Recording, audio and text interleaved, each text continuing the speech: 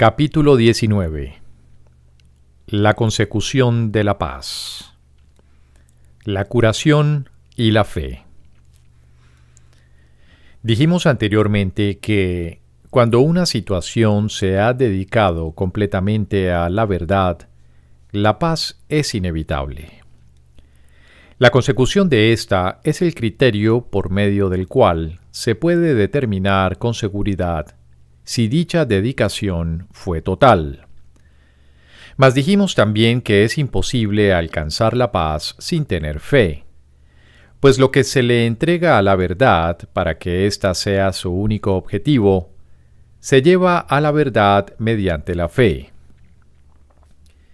Esta fe abarca a todo aquel que esté involucrado en la situación, pues sólo de esta manera se percibe la situación como significativa y como un todo. Y todo el mundo tiene que estar involucrado, pues de lo contrario, ello implicaría que tu fe es limitada y que tu dedicación no es total. Toda situación que se perciba correctamente se convierte en una oportunidad para sanar al Hijo de Dios. Y éste se cura porque tú tuviste fe en Él, al entregárselo al Espíritu Santo y liberarlo de cualquier exigencia que tu ego hubiese querido imponerle. ¿Ves, por consiguiente, que es libre, y el Espíritu Santo comparte esa visión contigo? Y puesto que la comparte, la ha dado, y así Él cura a través de ti. Unirse a Él en un propósito unificado es lo que hace que ese propósito sea real, porque tú lo completas. Y esto es curación. El cuerpo se cura porque viniste sin Él y te uniste a la mente en la que reside toda curación. El cuerpo no puede curarse porque no puede causarse enfermedades a sí mismo. No tiene necesidad de que se le cure. El que goce de buena salud o esté enfermo depende enteramente de la forma en que la mente lo percibe y del propósito para el que quiera usarlo. Es obvio que un segmento de la mente puede verse a sí mismo separado del propósito universal. Cuando esto ocurre, el cuerpo se convierte en su arma, que usa contra ese propósito para demostrar el hecho, entre comillas, de que la separación ha tenido lugar. De este modo, el cuerpo se convierte en el instrumento de lo ilusorio, actuando en conformidad con ello, viendo lo que no está ahí, oyendo lo que la verdad nunca dijo y comportándose de forma demente, al estar aprisionado por la demencia. No pases por alto nuestra afirmación anterior de que la falta de fe conduce directamente a las ilusiones. Pues percibir a un hermano como si fuese un cuerpo es falta de fe, y el cuerpo no puede ser usado para alcanzar la unión. Si ves a tu hermano como un cuerpo, habrás dado lugar a una condición en la que unirse a él es imposible. Tu falta de fe en Él te ha separado de Él y ha impedido vuestra curación. De este modo, tu falta de fe se ha opuesto al propósito del Espíritu Santo y ha dado lugar a que se interpongan entre vosotros ilusiones centradas en el cuerpo. Y el cuerpo parecerá estar enfermo, pues lo habrás convertido en un enemigo, entre comillas, de la curación y en lo opuesto a la verdad. No puede ser difícil darse cuenta de que la fe tiene que ser lo opuesto a la falta de fe. Mas la diferencia en cómo ambas operan no es tan obvia, aunque se deriva directamente de la diferencia fundamental que existe entre ellas. La falta de fe siempre limita y ataca. La fe desvanece toda limitación y brinda plenitud. La falta de fe siempre destruye y separa. La fe siempre une y sana. La falta de fe interpone ilusiones entre el Hijo de Dios y su Creador. La fe elimina todos los obstáculos que parecen interponerse entre ellos. La falta de fe está totalmente dedicada a las ilusiones. La fe totalmente a la verdad. Una dedicación parcial es imposible. La verdad es la ausencia de ilusiones. Las ilusiones, la ausencia de la verdad. Ambas no pueden coexistir ni percibirse en el mismo lugar. Dedicarte a ambas es establecer un objetivo por siempre inalcanzable, pues parte de él se intenta alcanzar a través del cuerpo, al que se considera el medio por el que se procura encontrar la realidad mediante el ataque. La otra parte quiere sanar y, por lo tanto, apela a la mente y no al cuerpo. La transigencia que inevitablemente se hace es creer que el cuerpo, y no la mente, es el que tiene que ser curado. Pues este objetivo dividido ha otorgado la misma realidad a ambos, lo cual sería posible solo si la mente estuviese limitada al cuerpo y dividida en pequeñas partes que aparentan ser íntegras, pero que no están conectadas entre sí. Esto no le hará daño al cuerpo, pero mantendrá intacto en la mente el sistema de pensamiento ilusorio. La mente, pues, es la que tiene necesidad de curación. Y en ella es donde se encuentra. Pues Dios no concedió la curación como algo aparte de la enfermedad, ni estableció el remedio donde la enfermedad no puede estar. La enfermedad y el remedio se encuentran en el mismo lugar, y cuando se ven uno al lado del otro, reconoces que todo intento de mantener a la verdad y a la ilusión en la mente, donde ambas necesariamente están, es estar dedicado a las ilusiones. Mas cuando éstas se llevan ante la verdad y se ve que, desde cualquier punto de vista, son completamente irreconciliables con ella, se abandonan. No hay conexión alguna entre la verdad y las ilusiones. Esto será así eternamente, por mucho que intentes que haya conexión entre ellas. Pero las ilusiones están siempre conectadas entre sí, tal como lo está la verdad. Tanto las ilusiones como la verdad gozan de cohesión interna y constituyen un sistema de pensamiento completo en sí mismo, aunque totalmente desconectado del otro. Percibir esto es reconocer dónde se encuentra la separación y dónde debe subsanarse. El resultado de una idea no está nunca separado de su fuente. La idea de la separación dio lugar al cuerpo y permanece conectada a él, haciendo que éste enferme debido a la identificación de la mente con él. Tú crees que estás protegiendo al cuerpo al ocultar esta conexión, ya que ocultarla parece mantener tu identificación a salvo del ataque, entre comillas, de la verdad. Si solo comprendieses cuánto daño le ha hecho a tu mente este extraño encubrimiento y cuánta confusión te ha causado con respecto a tu identidad.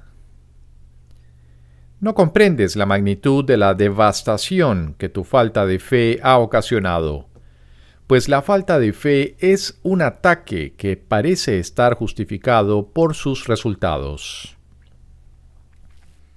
Pues al negar la fe ves lo que no es digno de ella, y no puedes mirar más allá de esta barrera a lo que se encuentra unido a ti.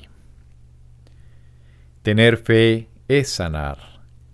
Es la señal de que has aceptado la expiación, y por consiguiente de que deseas compartirla. Mediante la fe, ofreces el regalo de liberación del pasado que recibiste. No te vales de nada que tu hermano haya hecho antes para condenarlo ahora. Eliges libremente pasar por alto sus errores al mirar más allá de todas las barreras que hay entre tú y él y veros a los dos como uno solo. Y en esa unidad que contemplas, tu fe está plenamente justificada. La falta de fe nunca está justificada. La fe, en cambio, siempre lo está. La fe es lo opuesto al miedo y forma parte del amor, tal como el miedo forma parte del ataque. La fe es el reconocimiento de la unión.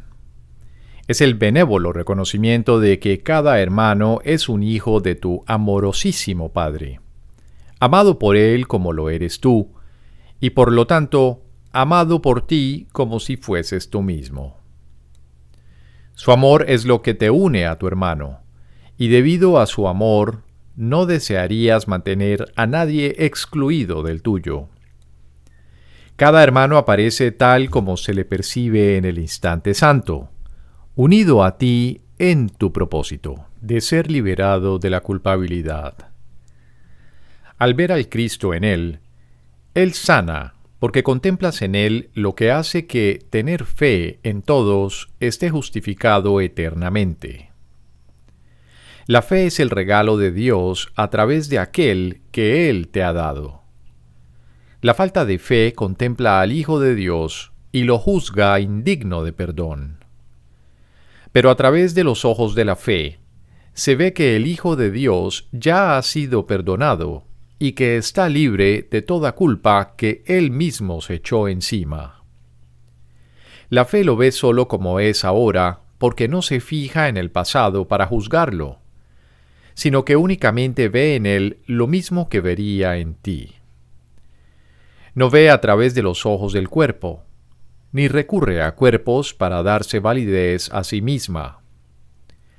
La fe es el heraldo de la nueva percepción enviada para congregar testigos que den testimonio de su llegada y para devolverte sus mensajes. La fe puede ser intercambiada por el conocimiento tan fácilmente como el mundo real, pues la fe surge de la percepción del Espíritu Santo y es señal de que compartes ésta con Él. La fe es un regalo que le ofrece al Hijo de Dios a través del Espíritu Santo y es tan aceptable para el Padre como para el Hijo. Por lo tanto, te lo ofreces a ti mismo. Tu relación santa, con su nuevo propósito, te ofrece fe para que se la des a tu hermano. Tu falta de fe os ha separado, y así no ves tu salvación con él. La fe, no obstante, os une en la santidad que veis, no a través de los ojos del cuerpo, sino en la visión de aquel que os unió, y en quien estáis unidos. La gracia no se le otorga al cuerpo, sino a la mente, y la mente que la recibe mira instantáneamente más allá del cuerpo y ve el santo lugar donde fue curada. Ahí es donde se alza el altar en el que la gracia fue otorgada y donde se encuentra. Ofrécele, pues, gracia y bendiciones a tu hermano, pues te encuentras en el mismo altar donde se os otorgó la gracia a ambos. Y dejad que la gracia os cure a la vez, para que podáis curar mediante la fe. En el instante santo, tú y tu hermano os encontráis ante el altar que Dios se ha erigido a sí mismo y a vosotros dos. Dejad a un lado la falta de fe y venid a Él juntos. En Él veréis el milagro de vuestra relación, tal como fue renovada por la fe. Y en Él os daréis cuenta de que no hay nada que la fe no pueda perdonar. Ningún error puede obstruir su serena visión, la cual lleva el milagro de la curación con la misma facilidad a todos ellos. Pues lo que se les encomienda hacer a los mensajeros del amor, ellos lo hacen y regresan con las buenas nuevas de haberlo consumado en ti y en tu hermano, que os encontráis unidos ante el altar desde donde ellos fueron enviados. De la misma manera en que la falta de fe mantendría vuestros míseros reinos yermos y separados, así la fe ayudará al Espíritu Santo a preparar el terreno para el santísimo jardín en el que Él quiere convertirlo. Pues la fe brinda paz, y así le pide a la verdad que entre y embellezca lo que ya fue preparado para la hermosura. La verdad sigue muy de cerca de la fe y a la paz, y completa el proceso de embellecimiento que ellas comienzan. Pues la fe sigue siendo una de las metas del aprendizaje, que deja de ser necesaria una vez que la lección se ha aprendido. La verdad, en cambio, jamás se ausentará. Dedícate, por lo tanto, a lo eterno, y aprende a no ser un obstáculo para ello, ni a convertirlo en un esclavo del tiempo. Pues lo que crees hacerle a lo eterno, te lo haces a ti mismo. Aquel a quien Dios creó como su Hijo no es esclavo de nada, pues es Señor de todo, junto con su Creador. Puedes esclavizar a un cuerpo, pero las ideas son libres y no pueden ser aprisionadas o limitadas en modo alguno, excepto por la mente que las concibió. Pues ésta permanece unida a su fuente, que se convierte en su carcelero o en su libertador, según el objetivo que acepte para sí mismo. El pecado en contraposición al error. Es esencial que no se confunda el error con el pecado, ya que esta distinción es lo que hace que la salvación sea posible. Pues el error puede ser corregido y lo torcido enderezado.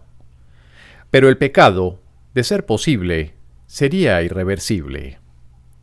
La creencia en el pecado está necesariamente basada en la firme convicción de que son las mentes y no los cuerpos que las atacan. Y así, la mente es culpable y lo será siempre, a menos que una mente que no sea parte de ella pueda darle la absolución. El pecado exige castigo del mismo modo en que el error exige corrección, y la creencia de que el castigo es corrección es claramente una locura. El pecado no es un error, pues el pecado comporta una arrogancia que la idea del error no posee. Pecar supondría violar la realidad y lograrlo. El pecado es la proclamación de que el ataque es real y que la culpabilidad está justificada. Da por sentado que el Hijo de Dios es culpable y que por lo tanto ha conseguido perder su inocencia y también convertirse a sí mismo en algo que Dios no creó. De este modo la creación se ve como algo que no es eterno, y la voluntad de Dios como susceptible de ser atacada y derrotada. El pecado es la gran ilusión que subyace a toda la grandiosidad del ego. Pues debido a él, Dios mismo cambia y se le priva de su plenitud. El Hijo de Dios puede estar equivocado, engañarse a sí mismo e incluso usar el poder de su mente contra sí mismo. Pero no puede pecar. No puede hacer nada que en modo alguno altere su realidad, o que haga que realmente sea culpable. Eso es lo que el pecado quisiera hacer, pues ese es su propósito. Mas a pesar de toda la salvaje demencia inherente a la idea del pecado, este sigue siendo imposible. Pues el costo del pecado es la muerte. ¿Y podría acaso perecer lo que es inmortal? Uno de los principales dogmas de la descabellada religión del ego es que el pecado no es un error, sino la verdad, y que la inocencia es la que pretende engañarnos. La pureza se considera arrogancia, y la aceptación de nuestro ser como algo pecaminoso se percibe como santidad. Y es esta doctrina la que sustituye a la realidad del Hijo de Dios tal como su Padre lo creó, y tal como dispuso que fuese para siempre. ¿Es esto humildad? ¿O es más bien un intento de desgajar a la creación de la verdad y de mantenerla aparte? El ego siempre considerará injustificable cualquier intento de reinterpretar el pecado como un error. La idea del pecado es absolutamente sacrosanta en su sistema de pensamiento y solo puede abordarse con respeto y temor reverente. Es el concepto más sagrado, entre comillas, del sistema del ego. Bello y poderoso, completamente cierto y protegido a toda costa por cada una de las defensas que el ego tiene a su disposición. Pues en el pecado radica su mejor, entre comillas, defensa, a la que todas las demás sirven. El pecado es su armadura, su protección y el propósito fundamental de la relación especial, tal como el ego la interpreta. Puede ciertamente afirmarse que el ego edificó su mundo sobre el pecado. Únicamente en un mundo así podría todo ser a la inversa. Esta es la extraña ilusión que hace que las nubes de la culpabilidad parezcan densas e impenetrables. La solidez que los cimientos de este mundo parecen tener descansa en ello. Pues el pecado ha hecho que la creación, de ser una idea de Dios, pase a ser un ideal del ego.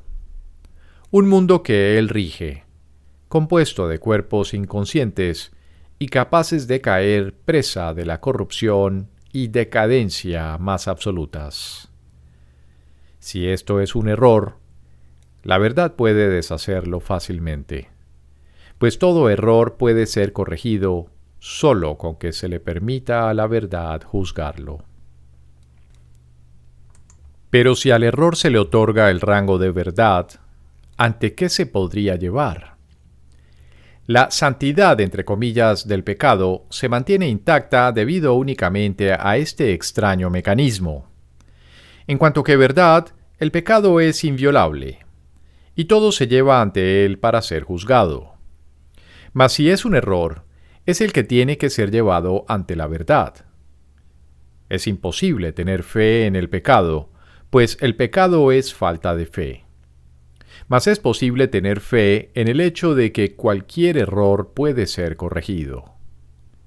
No hay un solo baluarte en toda la ciudadela fortificada del ego más celosamente defendido que la idea de que el pecado es real, y de que es la expresión natural de lo que el Hijo de Dios ha hecho de sí mismo y de lo que es.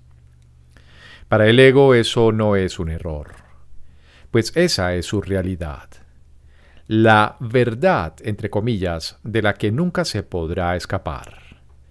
Ese es su pasado, su presente y su futuro, pues de alguna manera se las ha arreglado para corromper a su Padre y hacerle cambiar de parecer por completo.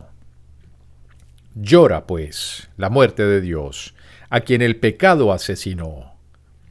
Este sería el deseo del ego, que en su demencia cree haberlo logrado.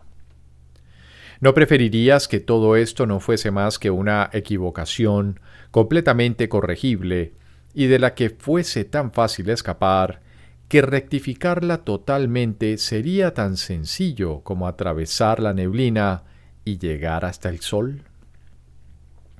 Pues eso es todo lo que es.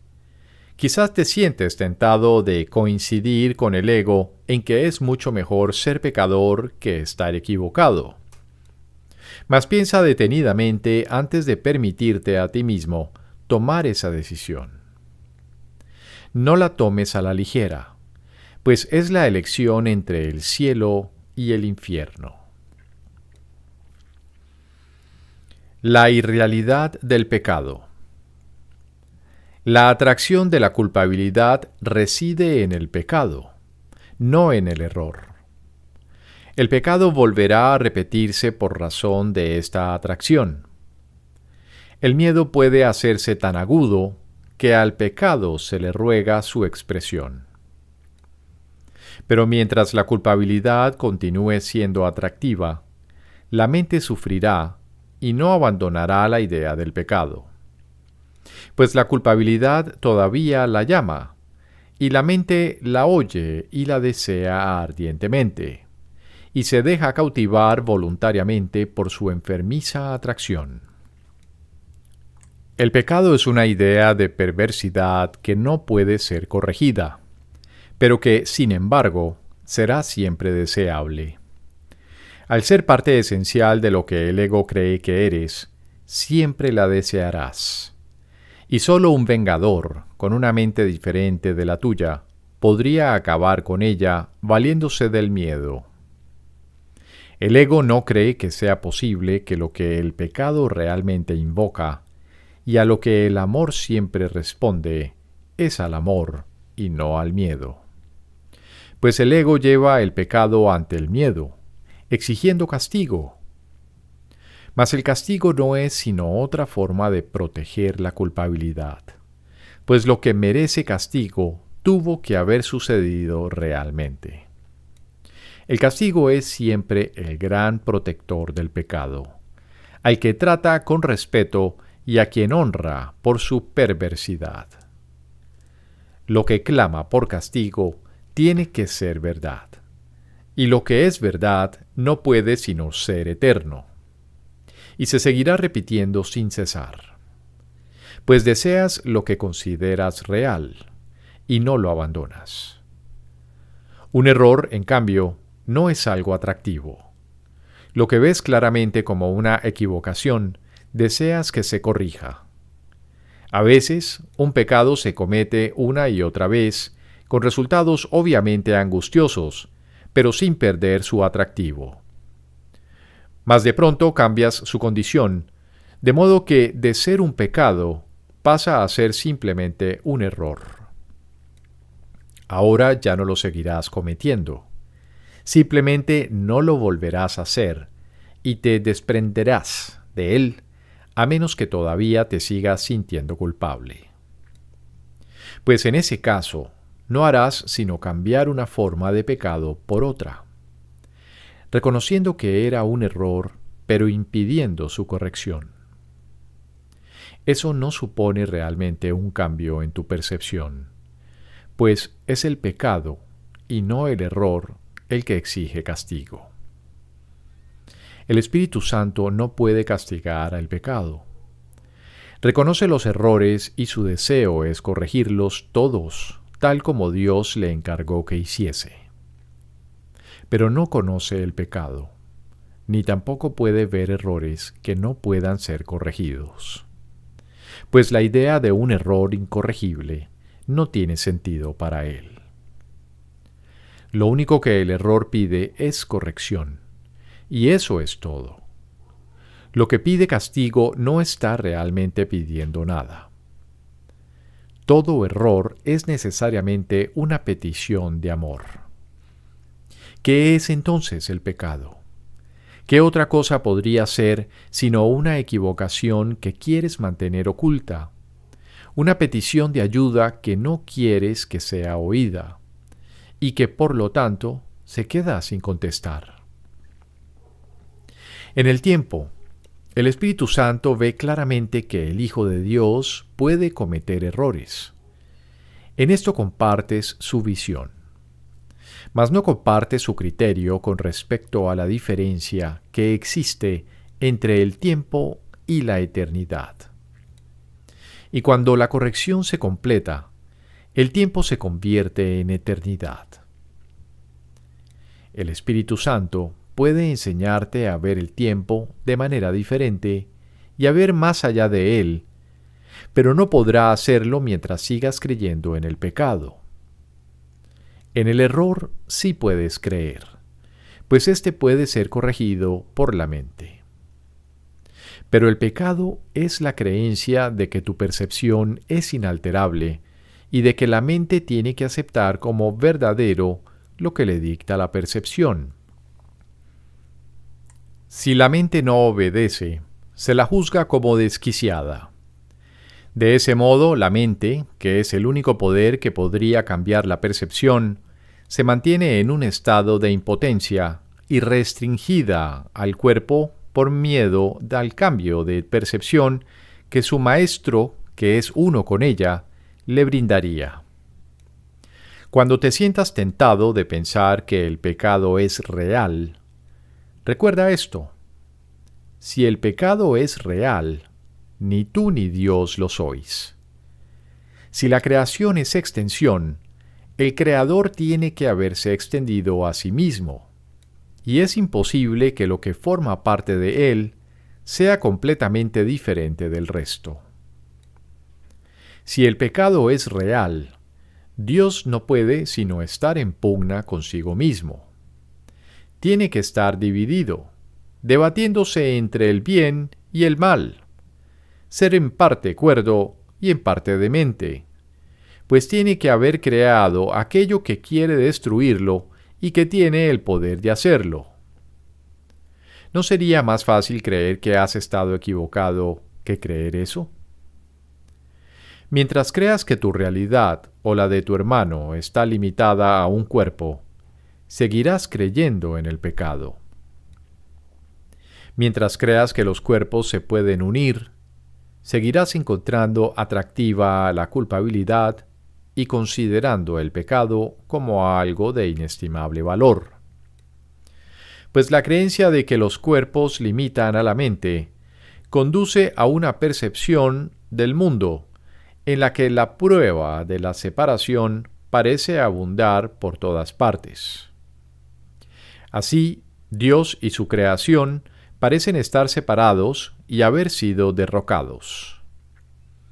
Pues el pecado demostraría que lo que Dios creó santo no puede prevalecer contra él, ni seguir siendo lo que es ante su poderío. Al pecado se le percibe como algo más poderoso que Dios, ante el cual Dios mismo se tiene que postrar y ofrecer su creación a su conquistador. ¿Es esto humildad o demencia? Si el pecado es real, tiene que estar permanentemente excluido de cualquier esperanza de curación. Pues en ese caso habría un poder que trascendería al de Dios, un poder capaz de fabricar otra voluntad que puede atacar y derrotar su voluntad, así como conferirle a su Hijo otra voluntad distinta de la suya y más fuerte. Y cada parte fragmentada de la creación de Dios tendría una voluntad diferente, opuesta a la suya, y en eterna oposición a Él y a las demás. Tu relación santa tiene ahora como propósito la meta de demostrar que eso es imposible. El cielo le ha sonreído, y en su sonrisa de amor, la creencia en el pecado ha sido erradicada. Todavía lo ves porque no te das cuenta de que sus cimientos han desaparecido. Su fuente ya ha sido eliminada, y solo puedes abrigarlo por un breve periodo de tiempo antes de que desaparezca del todo. Lo único que queda es el hábito de buscarlo. Y sin embargo, lo contemplas con la sonrisa del cielo en tus labios y con la bendición del cielo en tu mirada.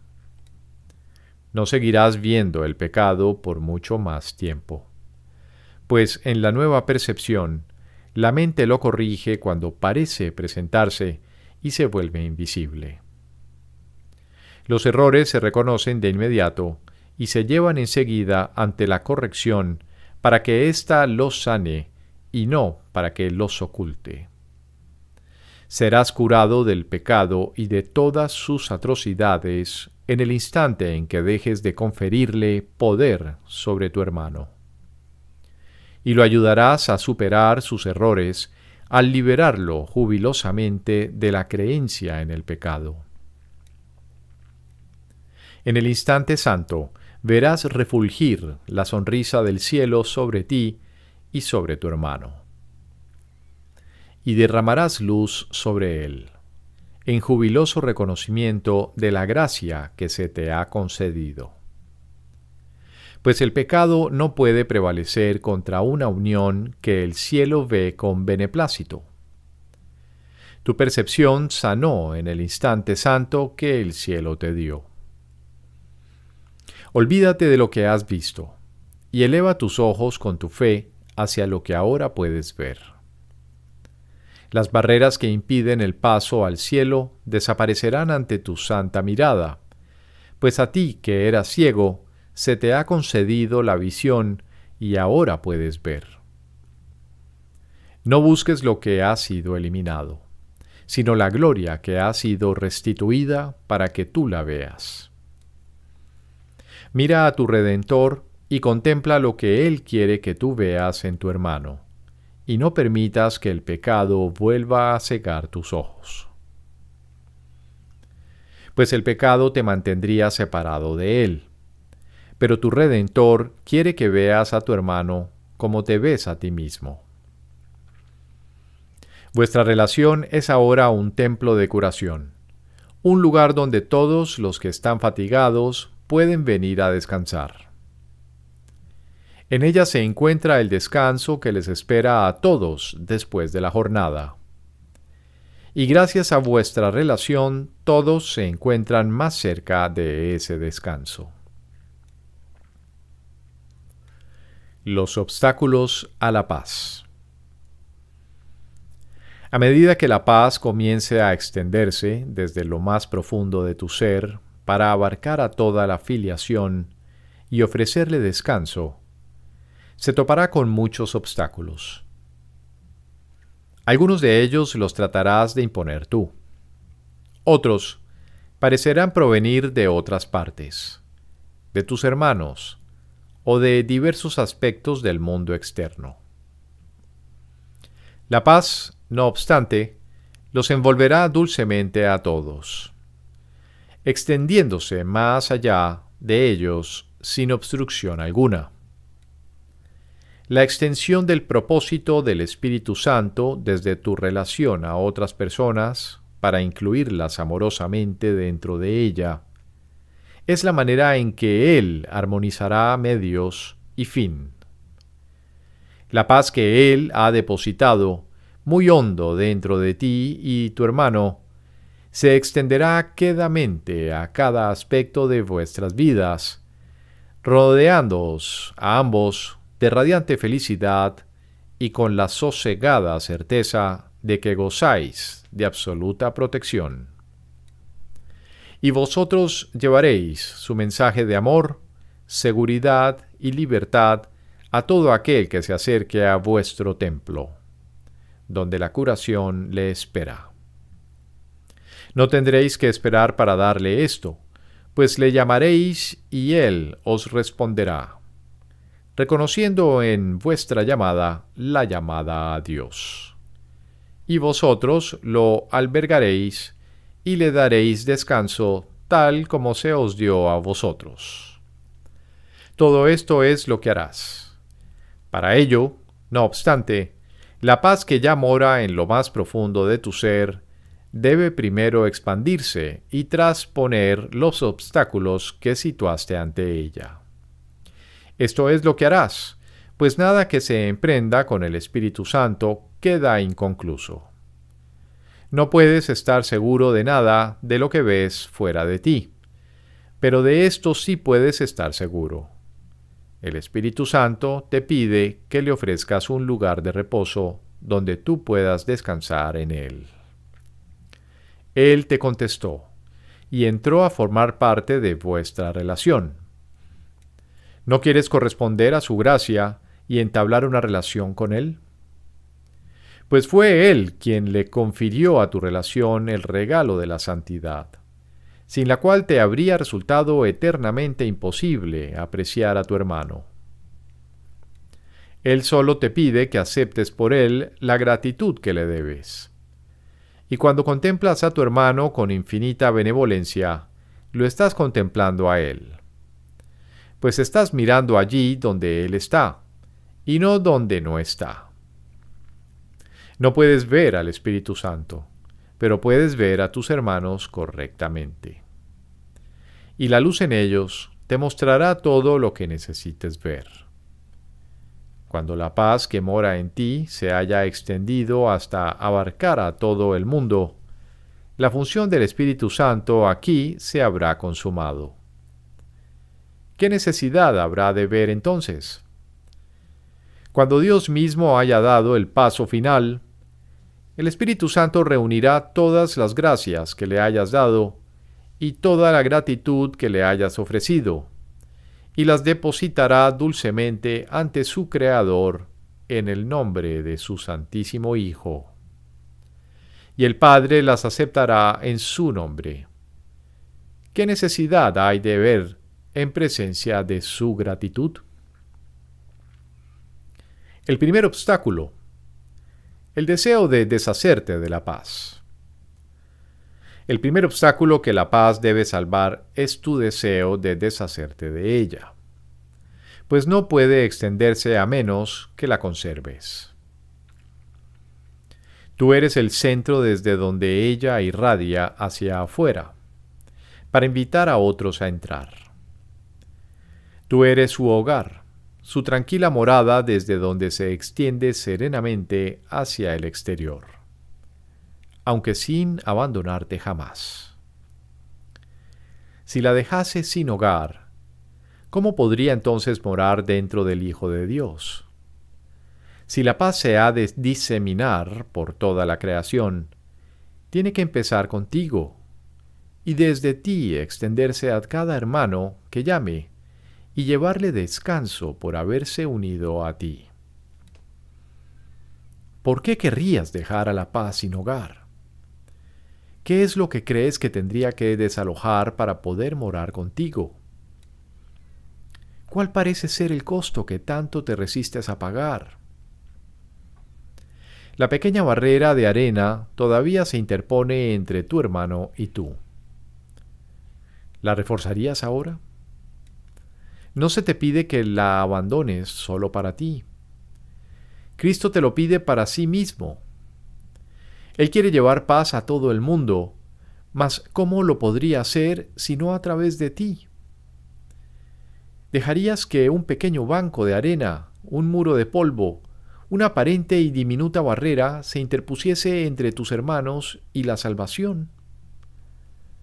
Sin embargo, este diminuto residuo de ataque que todavía tienes en tanta estima para poder usarlo contra tu hermano, es el primer obstáculo con el que la paz que mora en ti se topa en su expansión. Este pequeño muro de odio todavía quiere oponerse a la voluntad de Dios y mantenerla limitada.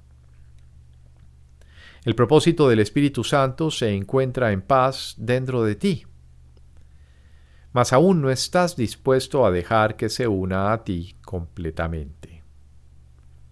Todavía te opones un poco a la voluntad de Dios. Y esa pequeña oposición es un límite que quieres imponerle a toda ella. La voluntad de Dios es una sola, no muchas. No tiene opuestos, pues aparte de ella no hay ninguna otra. Lo que todavía quieres conservar detrás de tu pequeña barrera y mantener separado de tu hermano parece ser más poderoso que el universo, pues da la impresión de restringir a éste y a su creador.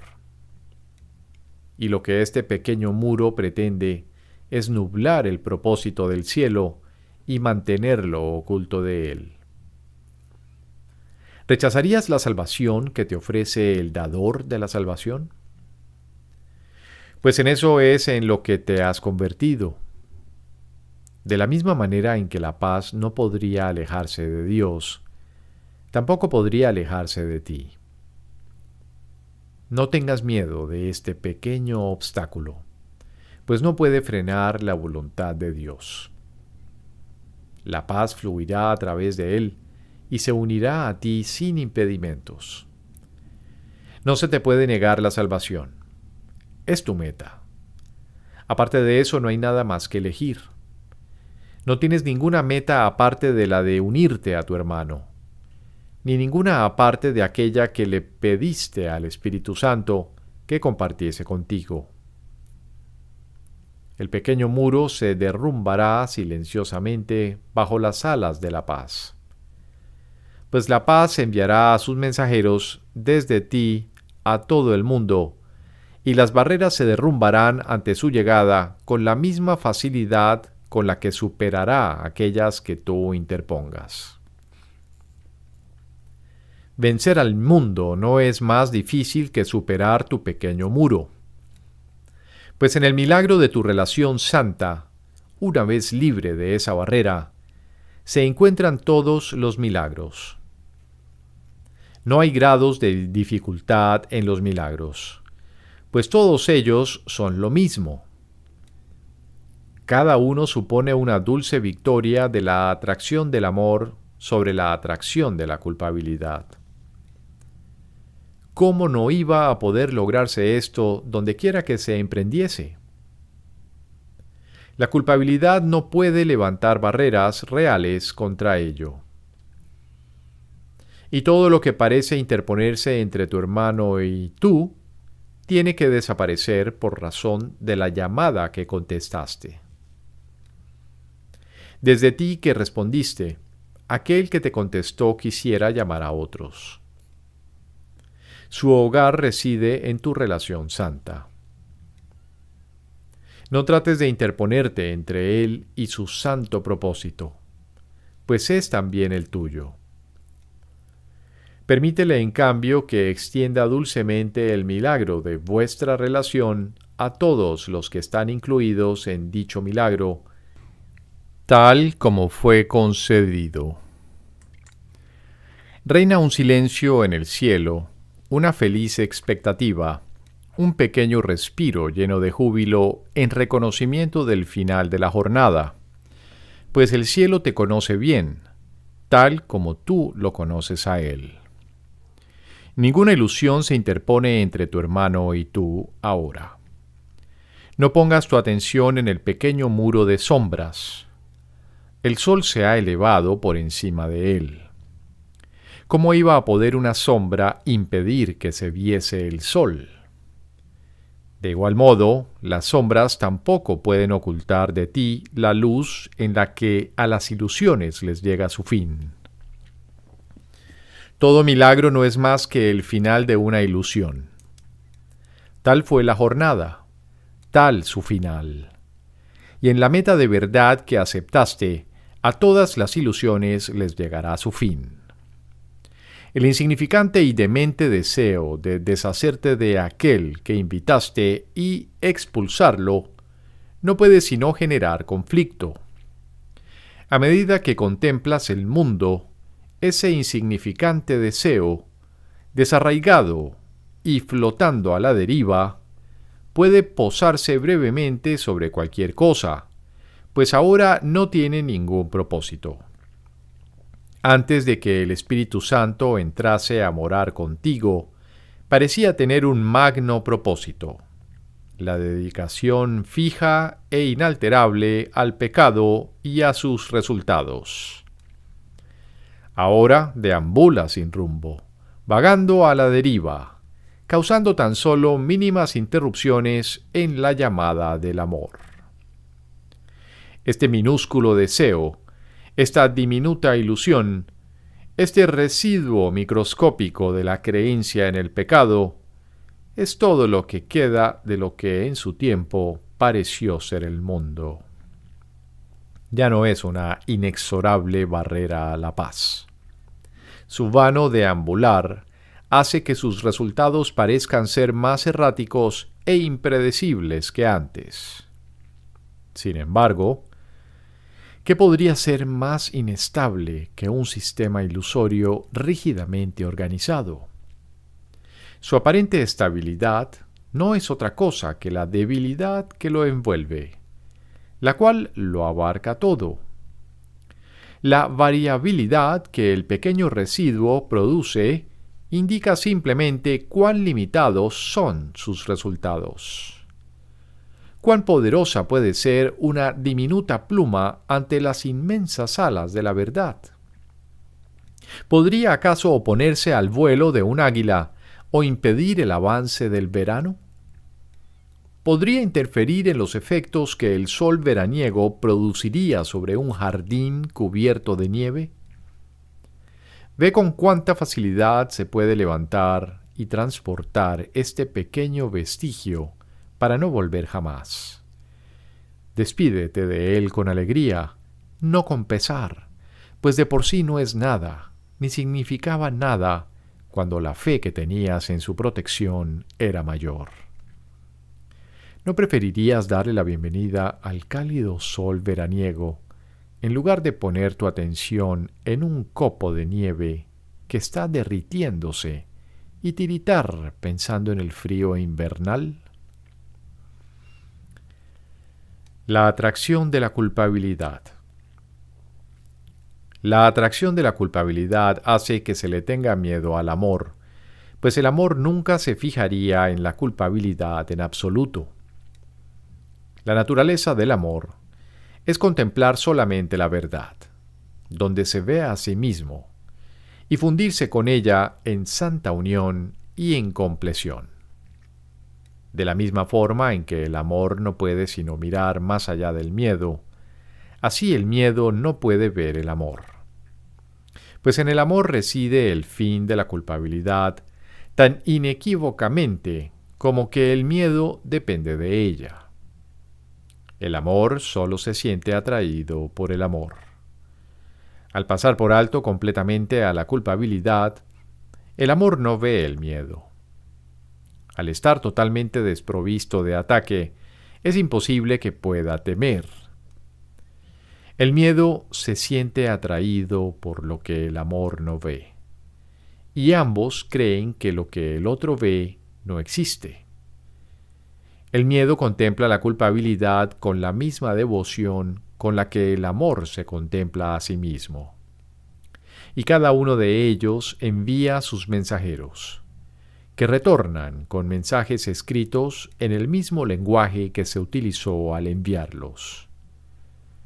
El amor envía a sus mensajeros tiernamente, y éstos retornan con mensajes de amor y de ternura.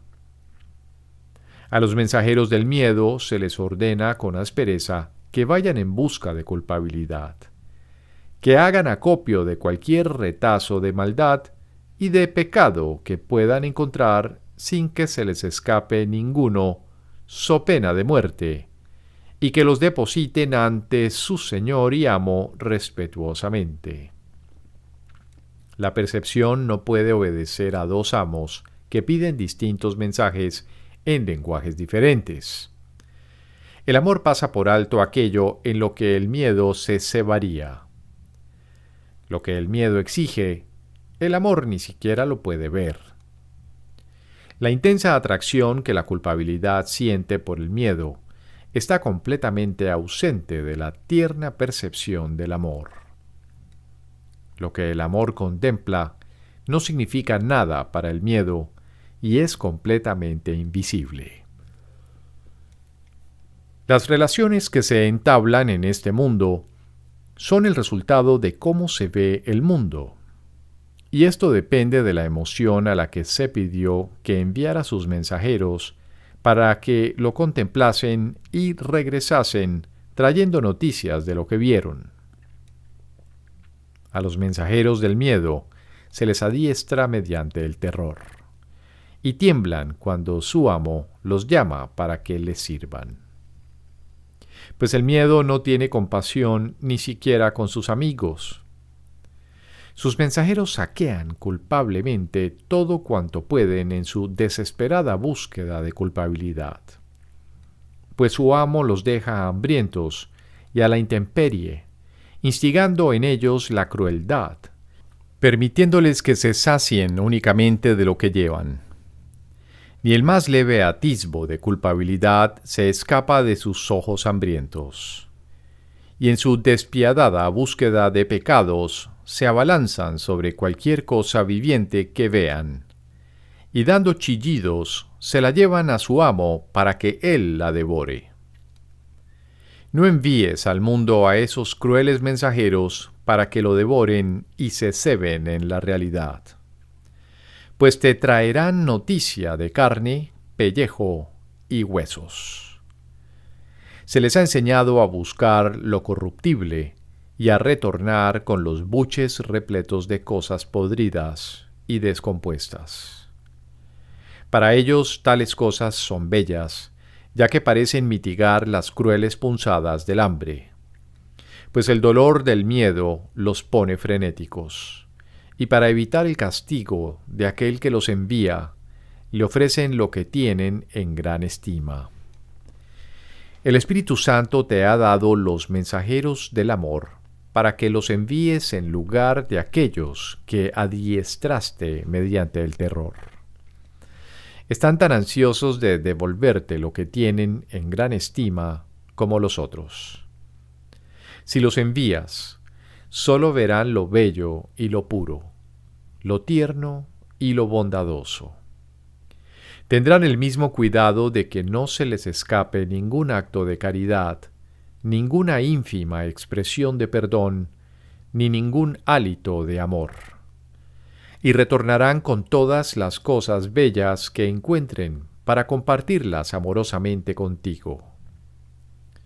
No tengas miedo de ellos. Te ofrecen la salvación. Sus mensajes son mensajes de seguridad, pues ven el mundo como un lugar bondadoso. Si envías únicamente los mensajeros que el Espíritu Santo te da, sin desear otros mensajes que los suyos, nunca más verás el miedo. El mundo quedará transformado ante tu vista, limpio de toda culpabilidad y teñido de una suave pincelada de belleza. No hay miedo en el mundo que tú mismo no hayas sembrado en él, ni ninguno que puedas seguir viendo después de pedirles a los mensajeros del amor que lo desvanezcan. El Espíritu Santo te ha dado sus mensajeros para que se los envíes a tu hermano y para que retornen a ti con lo que el amor ve. Se te han dado para reemplazar a los hambrientos perros del miedo que enviabas en su lugar. Y marchan adelante para dar a conocer que el fin del miedo ha llegado. El amor también quiere desplegar ante ti un festín sobre una mesa cubierta con un mantel inmaculado, en un plácido jardín donde sólo se oye un cántico angelical y un suave y feliz murmullo. Es este un banquete en honor de tu relación santa, en el que todo el mundo es un invitado de honor. Y en un instante santo, todos bendecís la mesa de comunión juntos, al uniros fraternalmente ante ésta. Yo me uniré a vosotros ahí, tal como lo prometí hace mucho tiempo y como todavía lo sigo prometiendo, pues en vuestra nueva relación se me da la bienvenida, y donde se me da la bienvenida, allí estoy. Se me da la bienvenida en un estado de gracia, lo cual quiere decir que finalmente me has perdonado. Pues me convertí en el símbolo de tu pecado, y por esa razón tuve que morir en tu lugar. Para el ego, el pecado significa muerte, y así la expiación se alcanza mediante el asesinato. Se considera que la salvación es un medio a través del cual el Hijo de Dios fue asesinado en tu lugar.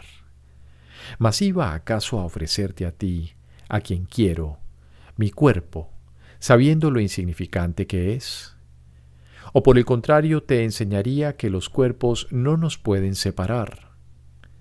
Mi cuerpo no fue más valioso que el tuyo, ni fue tampoco un mejor instrumento para comunicar lo que es la salvación, si bien no su fuente. Nadie puede morir por otro, y la muerte no expía los pecados. Pero puedes vivir para mostrar que la muerte no es real. El cuerpo ciertamente parecerá ser el símbolo del pecado mientras creas que puede proporcionarte lo que deseas. Y mientras creas que puede darte placer, creerás también que puede causarte dolor. Pensar que podrías estar contento y satisfecho con tan poco es herirte a ti mismo, y limitar la felicidad de que podrías gozar es recurrir al dolor para que llene tus escasas reservas y haga tu vida más plena. Esto es compleción tal como el ego lo entiende, pues la culpabilidad se infiltra subrepticiamente allí donde se ha desplazado a la felicidad y la sustituye. La comunión es otra forma de compleción, que se extiende más allá de la culpabilidad porque se extiende más allá del cuerpo. El segundo obstáculo. La creencia de que el cuerpo es valioso por razón de lo que ofrece. Dijimos que el primer obstáculo que la paz tiene que superar es tu deseo de deshacerte de ella. Allí donde la atracción de la culpabilidad impera, no se desea la paz. El segundo obstáculo que la paz tiene que superar, el cual está estrechamente vinculado al primero, es la creencia de que el cuerpo es valioso por razón de lo que ofrece. Pues aquí la atracción de la culpabilidad se pone de manifiesto en el cuerpo y se ve en él. Este es el tesoro que crees que la paz te arrebataría. De esto es de lo que crees que te despojaría, dejándote sin hogar. Y esta es la razón por la que le negarías a la paz un hogar. Consideras que ello supone un sacrificio, entre comillas, excesivamente grande y que se te está pidiendo demasiado. Mas ¿se trata realmente de un sacrificio o de una liberación? ¿Qué te ha dado realmente el cuerpo que justifique tu extraña creencia de que la salvación radica en él?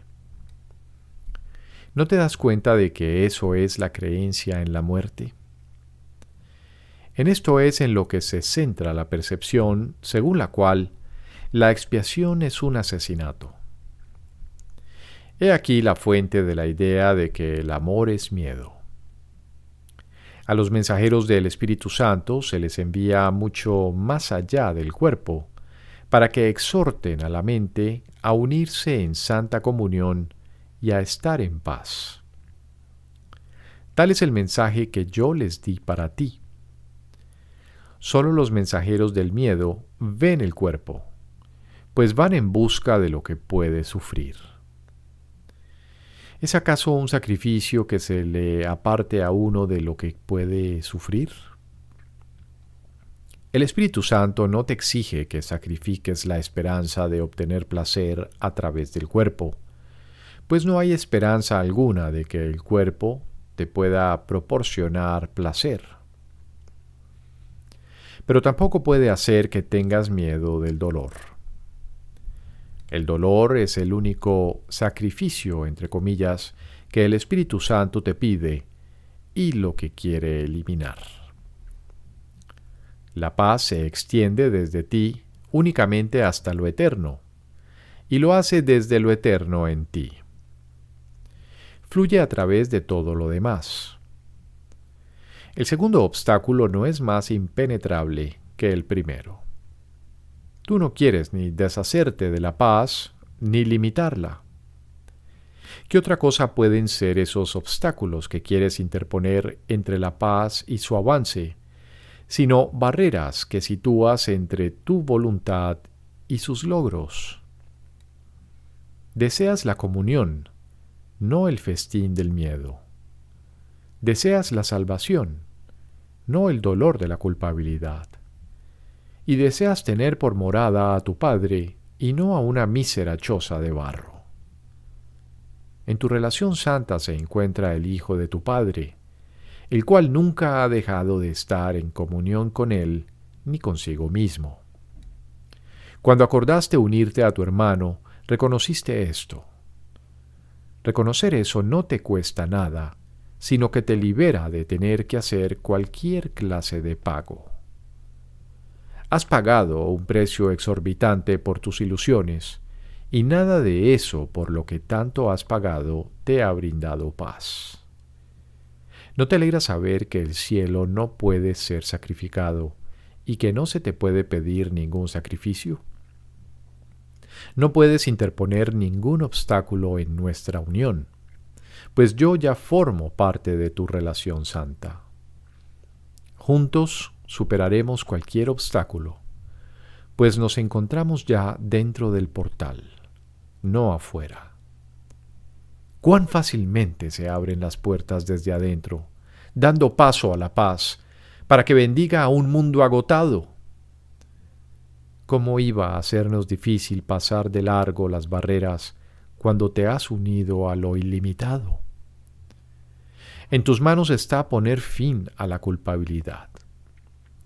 ¿Te detendrías ahora a buscar culpabilidad en tu hermano? Deja que yo sea para ti el símbolo del fin de la culpabilidad y contempla a tu hermano como me contemplarías a mí. Perdóname por todos los pecados que crees que el Hijo de Dios cometió. Y a la luz de tu perdón, Él recordará quién es y se olvidará de lo que nunca fue. Te pido perdón, pues si tú eres culpable, también lo tengo que ser yo. Mas si yo superé la culpabilidad y vencí al mundo, tú estabas conmigo. ¿Qué quieres ver en mí? ¿El símbolo de la culpabilidad o del fin de ésta?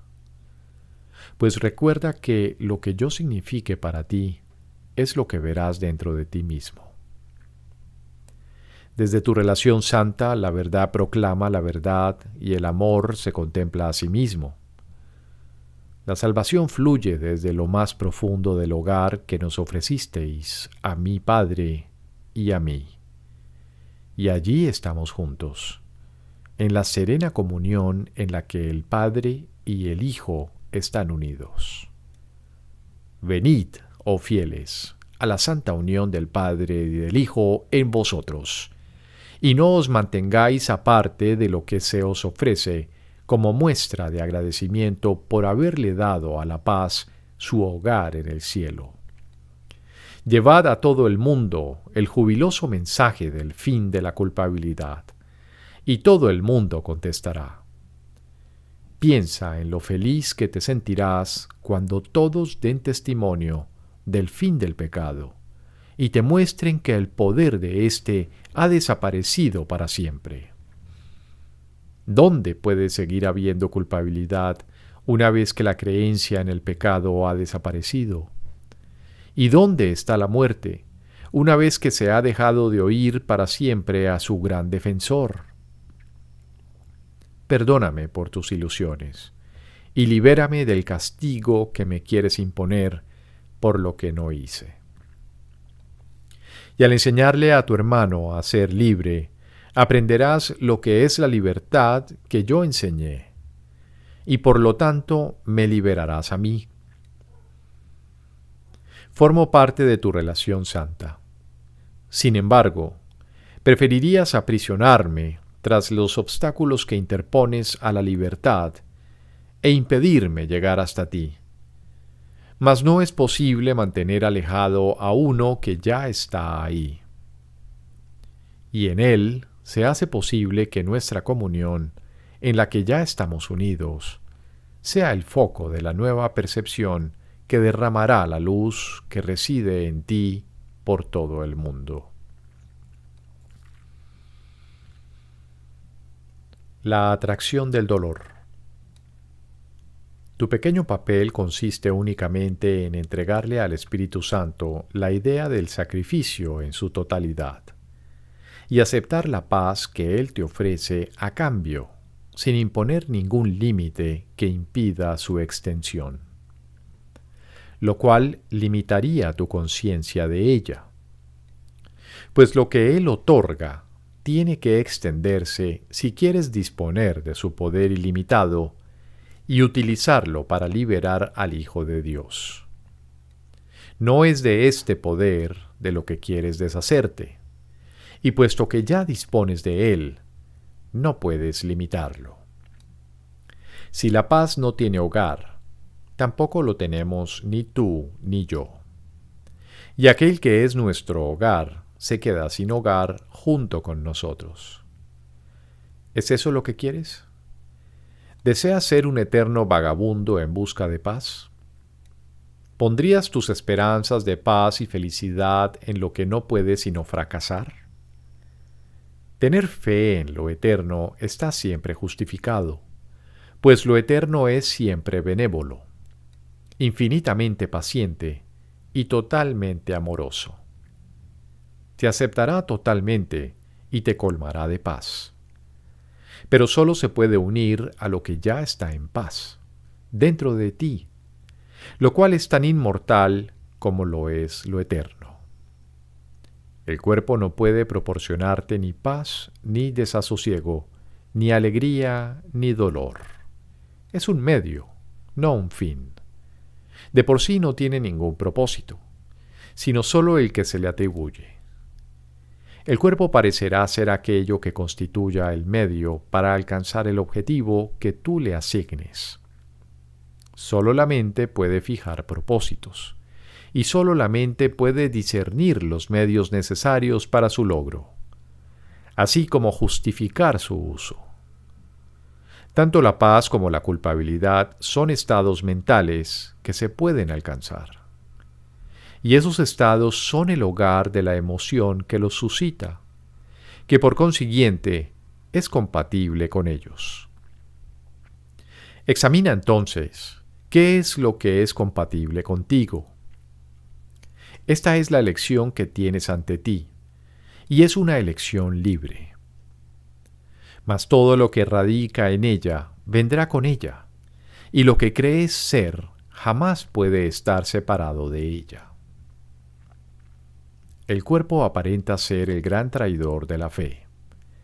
En él residen la desilusión y las semillas de la falta de fe.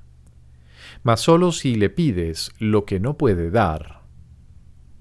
Puede ser tu error causa razonable para la depresión, la desilusión y el ataque de represalia contra lo que crees que te ha fallado.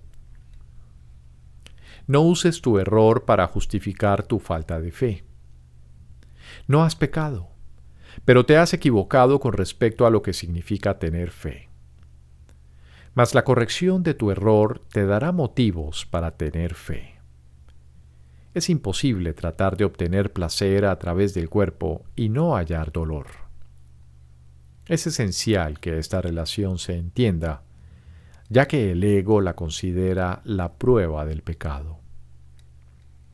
En realidad, no es punitiva en absoluto, pero sí es el resultado inevitable de equipararte con el cuerpo, lo cual es la invitación al dolor, pues ello le abre las puertas al miedo, haciendo que se convierta en tu propósito.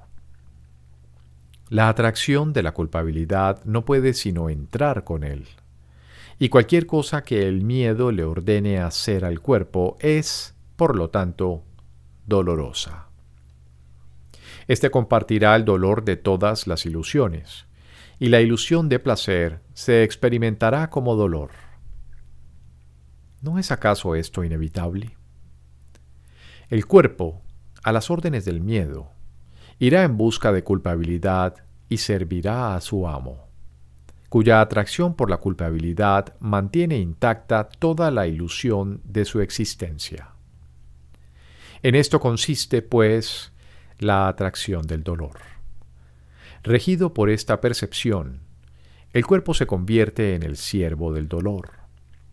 Lo persigue con un gran sentido de deber y acata la idea de que el dolor es placer. Esta es la idea que subyace a la excesiva importancia que el ego le atribuye al cuerpo. Y mantiene oculta esta relación de mente, si bien se nutre de ella. A ti te enseña que el placer corporal es felicidad, mas asimismo se susurra, es la muerte. ¿Por qué razón es el cuerpo tan importante para ti?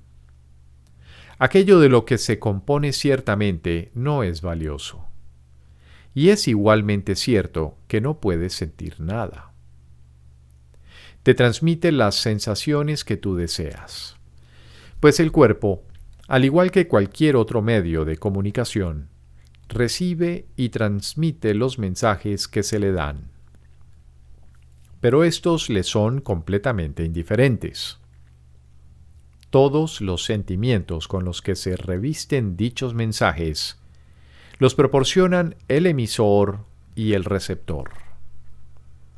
Tanto el ego como el Espíritu Santo reconocen esto, y ambos reconocen también que aquí el emisor y el receptor son uno y lo mismo.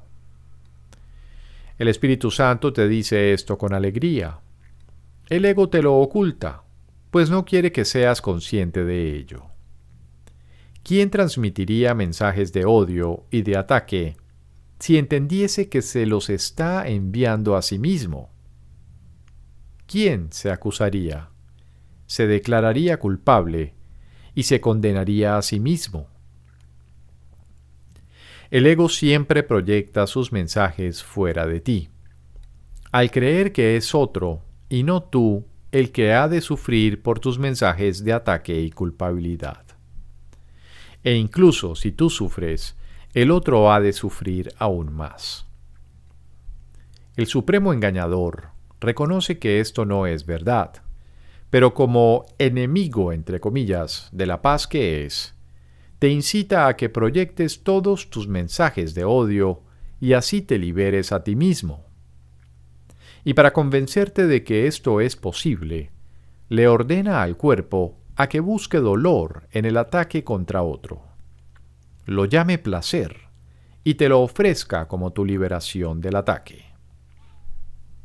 No hagas caso de su locura, ni creas que lo imposible es verdad. No olvides que el ego ha consagrado el cuerpo al objetivo del pecado y que tiene absoluta fe de que el cuerpo puede lograrlo. Sus sombríos discípulos entonan incesantemente alabanzas al cuerpo, en solemne celebración del poderío del ego. No hay ni uno solo que no crea que sucumbir a la atracción de la culpabilidad es la manera de escaparse del dolor. Ni uno solo de ellos puede dejar de identificarse a sí mismo con su propio cuerpo, sin el cual moriría, pero dentro del cual su muerte es igualmente inevitable. Los discípulos del ego no se dan cuenta de que se han consagrado a sí mismos a la muerte. Se les ha ofrecido la libertad, pero no la han aceptado, y lo que se ofrece se tiene también que aceptar para que sea verdaderamente dado. Pues el Espíritu Santo es también un medio de comunicación que recibe los mensajes del Padre y se los ofrece al Hijo. Al igual que el ego, el Espíritu Santo es a la vez emisor y receptor, pues lo que se envía a través de él retorna a él, buscándose a sí mismo en el trayecto y encontrando lo que busca. De igual manera, el ego encuentra la muerte que busca y te la devuelve a ti. El tercer obstáculo: la atracción de la muerte. A ti y a tu hermano, en cuya relación especial el Espíritu Santo entró a formar parte, se os ha concedido liberar y ser liberados del culto a la muerte.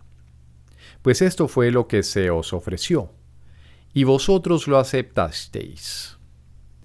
No obstante, tenéis que aprender más acerca de este extraño culto, pues encierra el tercer obstáculo que la paz debe superar. Nadie puede morir a menos que elija la muerte. Lo que parece ser el miedo a la muerte es realmente su atracción. La culpabilidad es asimismo algo temido y temible, mas no ejerce ningún poder, excepto sobre aquellos que se sienten atraídos por ella y la buscan. Y lo mismo ocurre con la muerte. Concebida por el ego, su tenebrosa sombra se extiende sobre toda cosa viviente, porque el ego es el enemigo, entre comillas, de la vida. Mas una sombra no puede matar. ¿Qué es una sombra para los que viven? Basta con que la pasen de largo para que desaparezca. ¿Y qué ocurre con aquellos cuya consagración no es a la vida?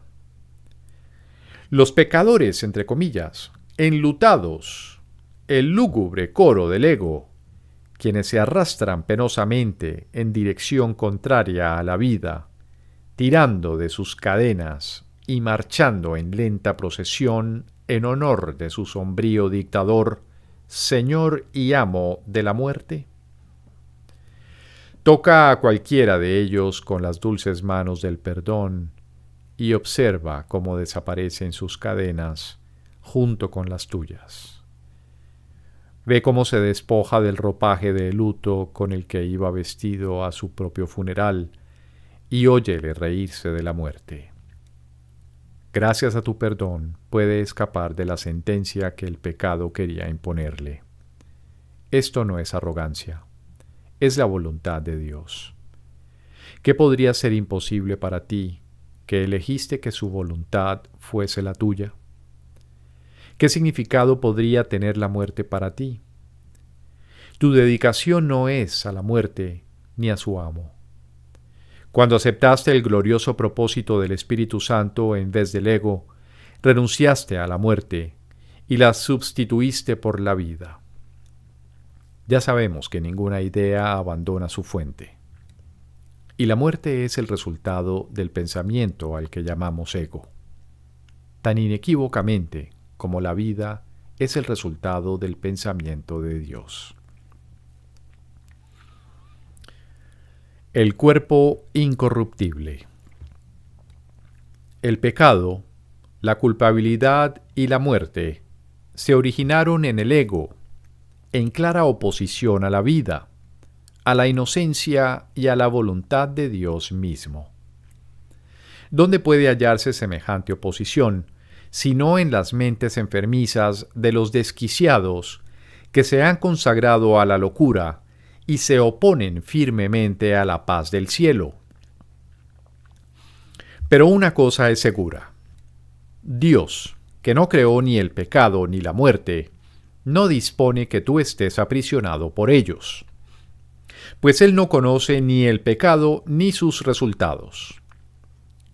Las figuras amortajadas que marchan en la procesión fúnebre no lo hacen en honor de su Creador, cuya voluntad es que vivan.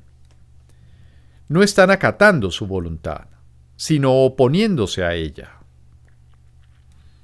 ¿Y qué es ese cuerpo vestido de negro que quieren enterrar? Es un cuerpo que ellos consagraron a la muerte, un símbolo de corrupción, un sacrificio al pecado, ofrecido a éste para que se cebe en él y de este modo siga viviendo, algo condenado, maldecido por su hacedor y lamentado por todos los miembros de la procesión fúnebre que se identifican con él.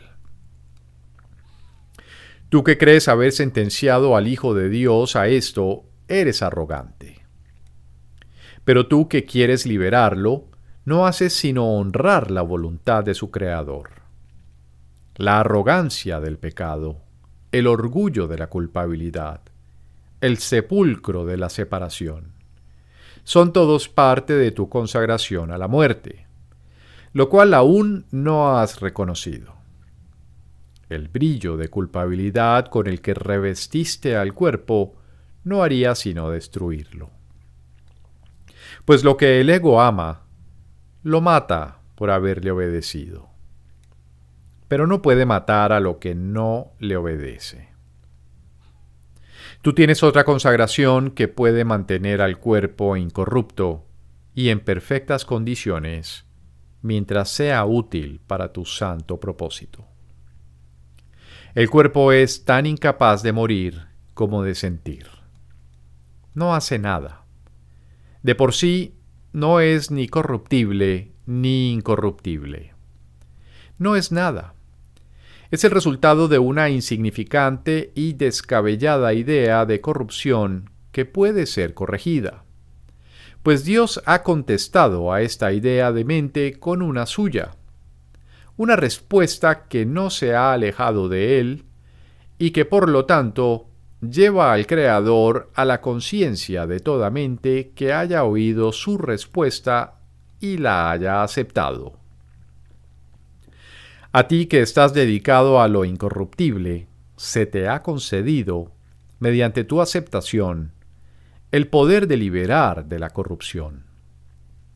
¿Qué mejor manera puede haber de enseñarte el primer principio fundamental de un curso de milagros que mostrándote que el que parece ser más difícil se puede lograr primero? El cuerpo no puede hacer otra cosa que servir a tu propósito. Tal como lo consideres, eso es lo que te parecerá que es. La muerte, de ser real, supondría la ruptura final y absoluta de la comunicación, lo cual es el objetivo del ego. Aquellos que tienen miedo de la muerte no ven con cuánta frecuencia y con cuánta fuerza claman por ella, implorándole que venga a salvarlos de la comunicación.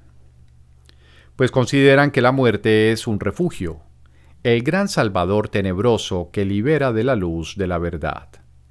La respuesta a la respuesta, lo que acalla la voz que habla en favor de Dios. Sin embargo, abandonarte a la muerte no pone fin al conflicto. Solo la respuesta de Dios es su fin. El obstáculo que tu aparente amor por la muerte supone y que la paz debe superar parece ser muy grande, pues en él yacen ocultos todos los secretos del ego, todas sus insólitas artimañas, todas sus ideas enfermizas y extrañas imaginaciones. En él radica la ruptura final de la unión, el triunfo de lo que el ego ha fabricado sobre la creación de Dios, la victoria de lo que no tiene vida sobre la vida misma.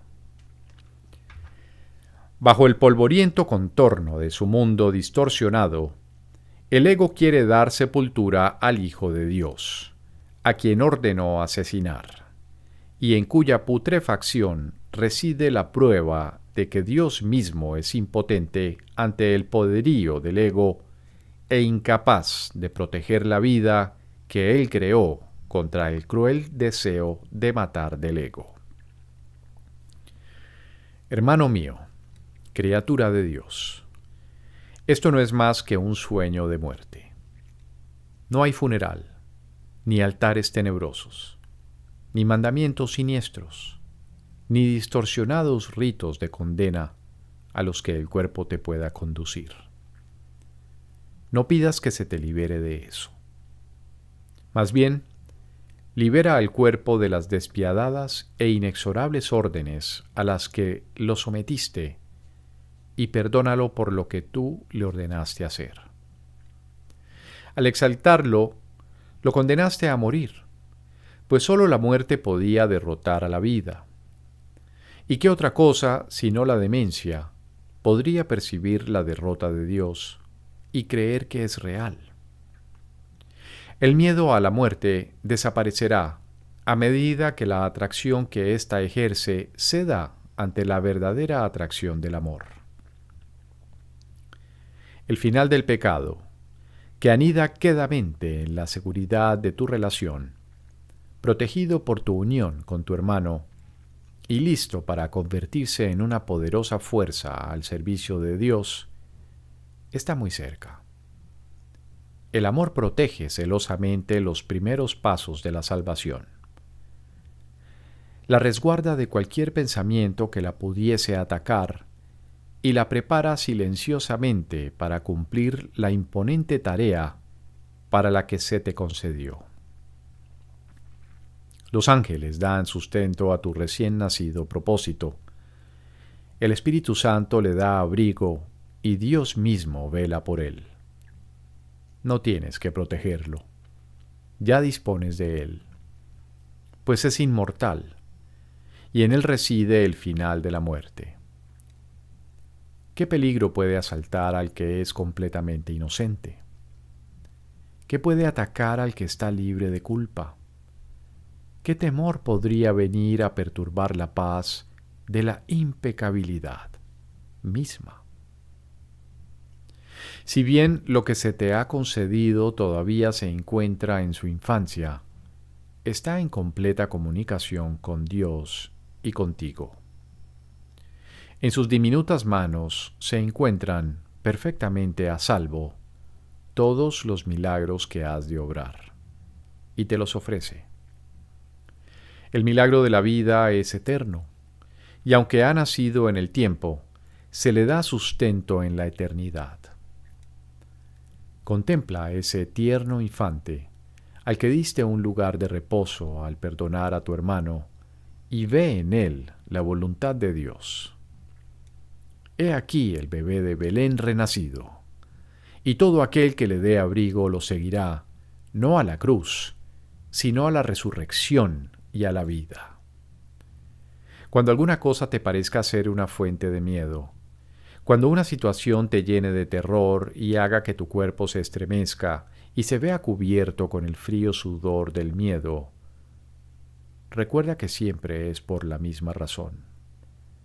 El ego ha percibido la situación como un símbolo de miedo, como un signo de pecado y de muerte. Recuerda entonces que ni el signo ni el símbolo se deben confundir con su fuente, pues deben representar algo distinto de ellos mismos. Su significado no puede residir en ellos mismos, sino que se debe buscar en aquello que representan. Y así, puede que no signifiquen nada o que lo signifiquen todo, dependiendo de la verdad o la falsedad de la idea que reflejan. Cuando te enfrentes con tal aparente incertidumbre con respecto al significado de algo, no juzgues la situación. Recuerda la santa presencia de aquel que se te dio para que fuese la fuente del juicio.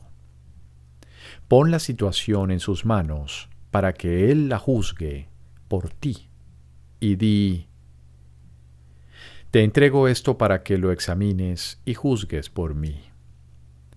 No dejes que la vea como un signo de pecado y de muerte, ni que lo use para destruir. Enséñame a no hacer de ello un obstáculo para la paz, sino a dejar que tú lo uses por mí para facilitar su llegada. El cuarto obstáculo: el temor a Dios. ¿Qué verías si no tuvieses miedo de la muerte?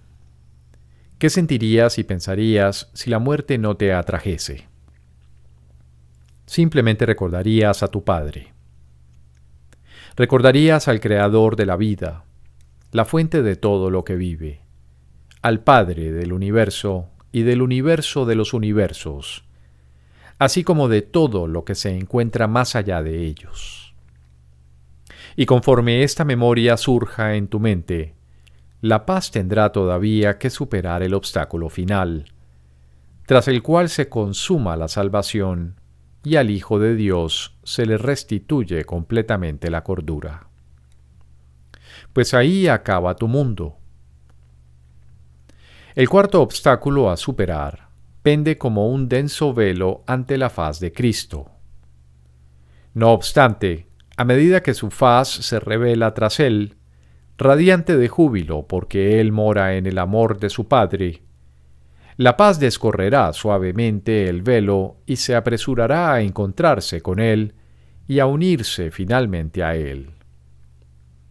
Pues este velo oscuro, que hace que la faz de Cristo se asemeje a la de un leproso y que los radiantes rayos del amor de su Padre que iluminan su rostro con gloria parezcan chorros de sangre, se desvanecerá ante la deslumbrante luz que se encuentra más allá de él una vez que el miedo a la muerte haya desaparecido. Este velo, que la creencia en la muerte mantiene intacto y que su atracción protege, es el más tenebroso de todos.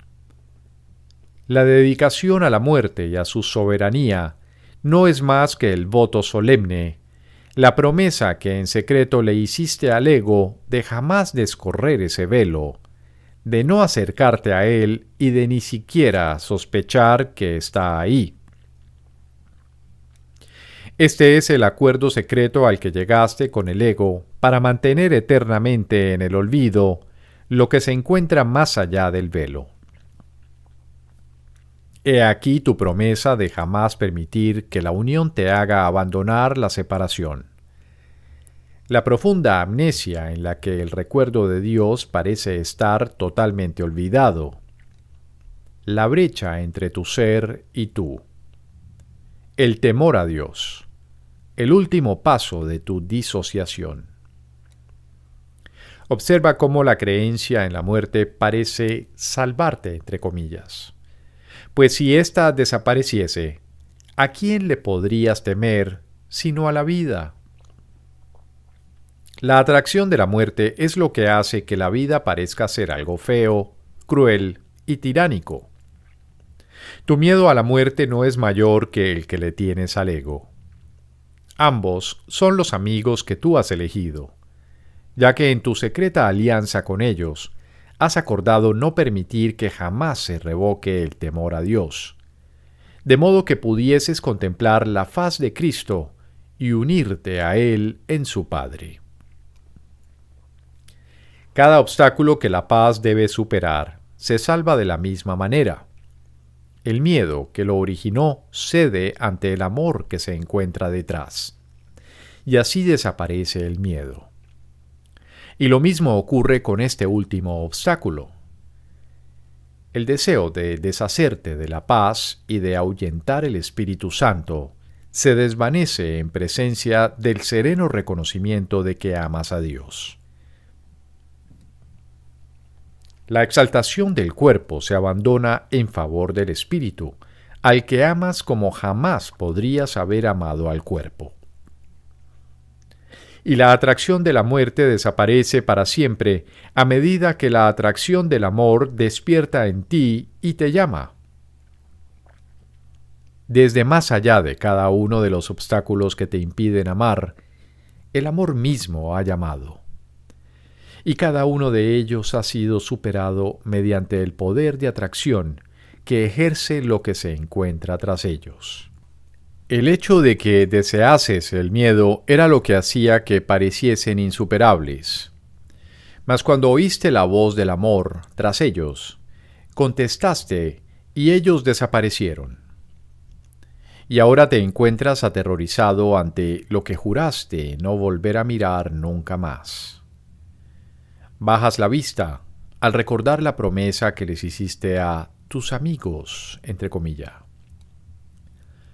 La belleza, entre comillas, del pecado, la sutil atracción de la culpabilidad, la santa, entre comillas, imagen encerada de la muerte y el temor a la venganza al ego de quien le juraste con sangre que no lo abandonarías, se alzan todos y te ruegan que no levantes la mirada, pues te das cuenta de que si miras ahí y permites que el velo se descorra, ellos desaparecerán para siempre. Todos tus amigos, entre comillas, tus protectores, entre comillas, y hogar, entre comillas, se desvanecerían. No recordarías nada de lo que ahora recuerdas. Te parece que el mundo te abandonaría por completo solo con que alzases la mirada. Sin embargo, lo único que ocurriría es que serías tú quien lo abandonaría para siempre. En esto consiste el restablecimiento de tu voluntad. Mira con los ojos bien abiertos a eso que juraste no mirar, y nunca más creerás que estás a merced de cosas que se encuentran más allá de ti, de fuerzas que no puedes controlar o de pensamientos que te asaltan en contra de tu voluntad. Tu voluntad es mirar ahí. Ningún deseo desquiciado, ningún impulso trivial de volverte a olvidar, ninguna punzada de miedo, ni el frío sudor de lo que aparenta ser la muerte pueden oponerse a tu voluntad. Pues lo que te atrae desde detrás del velo es algo que se encuentra en lo más recóndito de tu ser. algo de lo que no estás separado y con lo que eres completamente uno. El descorrimiento del velo. No olvides que tú y tu hermano habéis llegado hasta aquí juntos. Y ciertamente no fue el ego el que os guió. Ningún obstáculo a la paz se puede superar con su ayuda. El ego no revela sus secretos, ni te pide que los examines y los trasciendas. No quiere que veas su debilidad, ni que te des cuenta de que no tiene poder alguno para mantenerte alejado de la verdad. El guía que os condujo hasta aquí aún está con vosotros, y cuando alcéis la mirada, estaréis listos para mirar cara a cara al terror sin temor alguno. Pero primero, alza la mirada y mira a tu hermano con inocencia, nacida del completo perdón de sus ilusiones, y a través de los ojos de la fe que no las ve. Nadie puede enfrentarse al temor a Dios sin experimentar terror, a menos que haya aceptado la expiación y haya aprendido que las ilusiones no son reales. Nadie puede enfrentarse a este obstáculo solo, pues no habría podido llegar a este punto si su hermano no le hubiese acompañado. Y nadie se atrevería a enfrentarse a dicho temor sin haber perdonado a su hermano de todo corazón. Quédate ahí un rato, pero sin temblar. Ya estás listo. Unámonos en un instante santo, aquí, en este lugar al que el propósito que se te señaló en un instante santo te ha conducido. Y unámonos con la fe de que aquel que nos condujo a todos juntos hasta aquí también te ofrecerá la inocencia que necesitas, y de que la aceptarás por mi amor y por el suyo. No es posible tampoco enfrentarse a esto demasiado pronto. Este es el lugar al que todo el mundo tiene que llegar cuando esté listo. Una vez que ha encontrado a su hermano, está listo. Sin embargo, llegar simplemente hasta ahí no es suficiente, pues una jornada desprovista de propósito sigue siendo algo absurdo, e incluso cuando ha concluido no parece haber tenido sentido. ¿Cómo podrías saber que ha finalizado a menos que te dieses cuenta de que su propósito se ha consumado? Ahí, con el final de la jornada ante ti, es cuando ves su propósito, y es ahí donde eliges hacerle frente al obstáculo o seguir vagando sin rumbo, solo para tener que regresar y elegir de nuevo. Hacerle frente al temor, a Dios, requiere cierta preparación. Solo los cuerdos pueden mirar de frente a la absoluta demencia y a la locura delirante con piedad y compasión, pero sin miedo, pues solo les podría parecer temible si la comparten, y tú la compartes mientras no contemples a tu hermano con perfecta fe, con perfecto amor y con perfecta ternura. Mientras no lo perdones completamente, tú sigues sin ser perdonado. Tienes miedo de Dios porque tienes miedo de tu hermano. Temes a los que no perdonas, y nadie alcanza el amor con el miedo a su lado. Este hermano que está a tu lado todavía te sigue pareciendo un extraño. No lo conoces, y la interpretación que haces de él es temible. Y lo sigues atacando, para mantener a salvo lo que tú crees ser. Sin embargo, en sus manos está tu salvación. Ves su locura, que detestas porque la compartes con él, y toda la piedad y el perdón que la curaría dan paso al miedo. Hermano, necesitas perdonar a tu hermano, pues juntos compartiréis la locura o el cielo. Y juntos alzaréis la mirada con fe o no la alzaréis en absoluto. A tu lado se encuentra uno que te ofrece el cáliz de la expiación, pues el Espíritu Santo está en él. ¿Preferirías guardarle rencor por sus pecados o aceptar el regalo que te hace? ¿Es este portador de salvación tu amigo o tu enemigo? Decide cuál de esas dos cosas es, sin olvidar que lo que has de recibir de él dependerá de lo que elijas. Él tiene el poder de perdonar tus pecados, tal como tú tienes el de perdonar los suyos. Ninguno de vosotros puede conferirse ese poder a sí mismo. Vuestro Salvador, no obstante, se encuentra al lado de cada uno de vosotros. Deja que Él sea lo que es, y no trates de hacer del amor tu enemigo. Contempla a tu amigo, al Cristo que está a tu lado. ¡Qué santo y hermoso es! Pensaste que había pecado porque arrojaste sobre él el velo del pecado para ocultar su hermosura. A pesar de ello, él te sigue extendiendo el perdón para que compartas con él su santidad. Este enemigo, entre comillas, este extraño, entre comillas, te sigue ofreciendo la salvación por ser su amigo. Los enemigos, entre comillas, de Cristo, los adoradores del pecado, no saben a quién atacan. Este es tu hermano, que ha sido crucificado por el pecado y que aguarda para ser liberado del dolor. ¿No le concederías tu perdón cuando Él es el único que te lo puede conceder a ti? A cambio de su redención, Él te dará la tuya, tan indudablemente como que Dios creó cada cosa viviente y la ama. Y te la dará de verdad, pues será ofrecida así como recibida. No hay gracia del cielo que no puedas ofrecerle a tu hermano y recibir de tu santísimo amigo.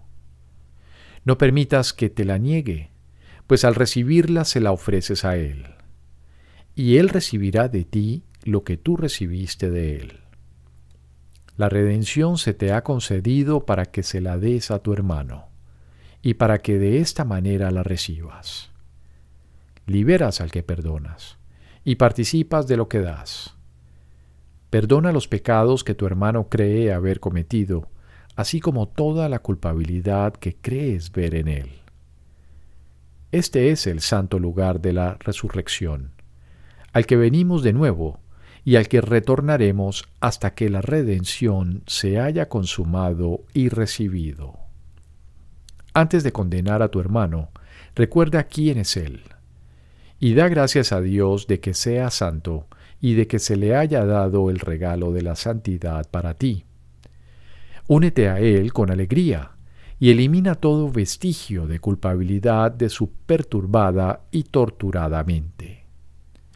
Ayúdale a levantar la pesada carga de pecado que echaste sobre sus hombros y que él aceptó como propia, y arrójala lejos de él, sonriendo felizmente.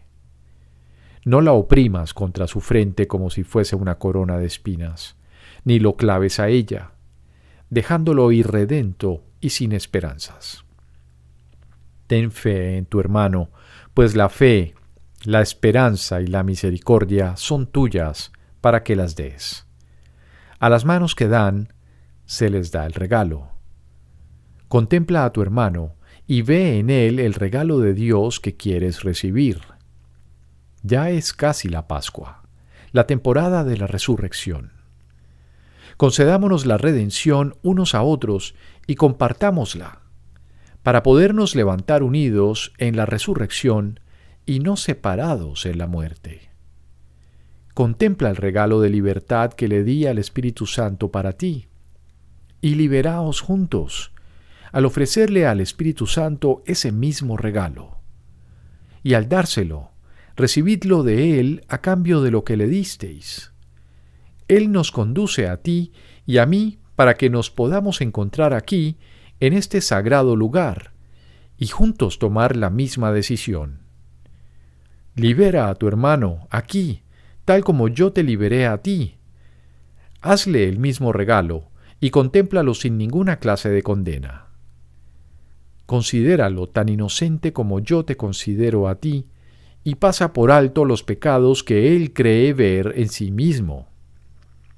Ofrécele en este huerto de aparente agonía y muerte su libertad y completa emancipación del pecado. De esta manera, allanaremos juntos el camino que conduce a la resurrección del Hijo de Dios y le permitiremos elevarse de nuevo al feliz recuerdo de su Padre, quien no conoce el pecado ni la muerte, sino sólo la vida eterna. Juntos desapareceremos en la presencia que se encuentra detrás del velo, no para perdernos, sino para encontrarnos a nosotros mismos.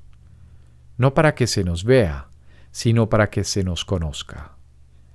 Y al gozar de conocimiento, no quedará nada sin hacer en el plan de salvación que Dios estableció. Este es el propósito de la jornada, sin el cual ésta no tendría sentido. He aquí la paz de Dios, que Él te dio para siempre. He aquí el descanso y la quietud que buscas, la razón de la jornada desde su comienzo. El cielo es el regalo que le debes a tu hermano, la deuda de gratitud que le ofreces al Hijo de Dios como muestra de agradecimiento por lo que Él es y por aquello para lo que su Padre lo creó. Piensa detenidamente cómo vas a considerar al dador de este regalo, pues tal como lo consideres a Él, así mismo te parecerá el regalo. Según lo consideres, ya sea como el portador de la culpabilidad o como el de la salvación, así verás y recibirás su ofrenda. Los crucificados infligen dolor porque están llenos de dolor. Pero los redimidos ofrecen alegría porque han sido curados del dolor. Todo el mundo da como recibe, pero primero tiene que elegir qué es lo que quiere recibir. Y reconocerá lo que ha elegido por lo que dé y por lo que reciba. Y no hay nada en el infierno o en el cielo que pueda interferir en su decisión. Has llegado hasta este punto porque elegiste emprender la jornada. Y nadie emprende nada que crea es insensato. Aquello en lo que tenías fe sigue siendo fiel, y te cuida con fe tan tierna y al mismo tiempo tan poderosa, que te elevará muy por encima del velo, y pondrá al Hijo de Dios a salvo dentro de la segura protección de su Padre. He aquí el propósito que le confiere a este mundo y a la larga jornada a través de él, el único significado que pueden tener. Aparte de esto, no tienen sentido. Tú y tu hermano os alzáis juntos, todavía sin la convicción de que el mundo y la jornada tienen un propósito. Mas os es dado poder ver este propósito en vuestro santo amigo y reconocerlo como propio.